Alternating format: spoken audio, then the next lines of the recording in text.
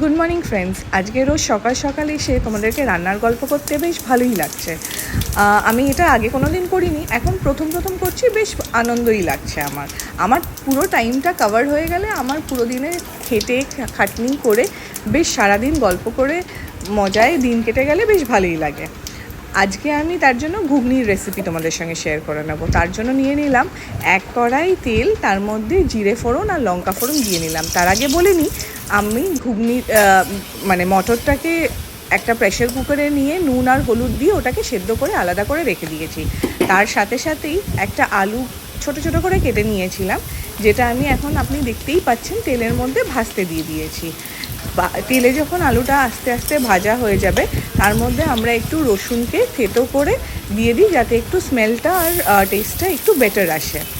তারপরেই আমরা দেব একটা গোটা পেঁয়াজকে ছোট ছোট করে, একটা পেঁয়াজ দিলেই আমার মনে হয় ইনাফ।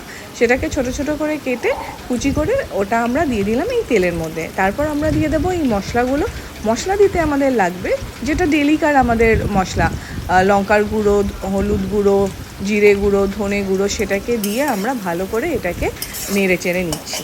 এবার এই মশলাটাকে আমাদেরকে ভালো করে কষিয়ে নিতে হবে যতক্ষণ না এই মশলার মধ্যে আমরা দেখতে পাচ্ছি যে তেলটা উঠে আসছে। যতক্ষণ মশলা কষানো না হয় ততক্ষণ কিন্তু রান্নাও ভালো হবে না। ঠিক আছে, রান্নাটা কিন্তু একটা আর্ট, সবাইকেই বেশ ভালো করে মন দিয়ে করতে হয়। তারপরে আমরা একটা টমেটো নিয়েছি কেটে, সেটাকে দিয়ে দিলাম, প্লাস লঙ্কা কুচো করে দিয়ে দিলাম। সেটাকে এবার ভালো করে আবার মশলার মধ্যে মজিয়ে নিচ্ছি, যাতে টেস্টটা আমাদের সত্যিই দারুণ আসুক, যাতে তোমাদেরকেও আমরা এটা ভালো করে টেস্ট করাতে পারি। যারা ট্রাই করবে নিশ্চয়ই আমাকে জানিও তোমাদের ঘুগনিটা কেমন হলো।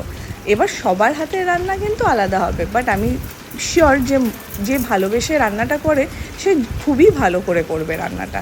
এর মধ্যে তারপর আমি পরিমাণ মতো নুন আর চিনি দিয়ে আবার এটাকে নেড়ে চেড়ে নিলাম।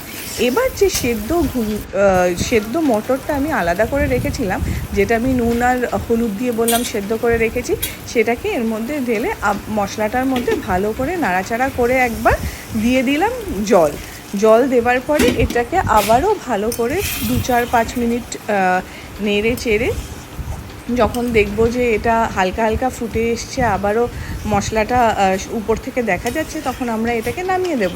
এবার আমাদের হয়ে গেল আমাদের ঘুগনি তৈরি। এবার এটা তুমি বাটিতে পেঁয়াজ কুচো করে লেবু দিয়ে একটু পরিবেশন করে দিতে পারো।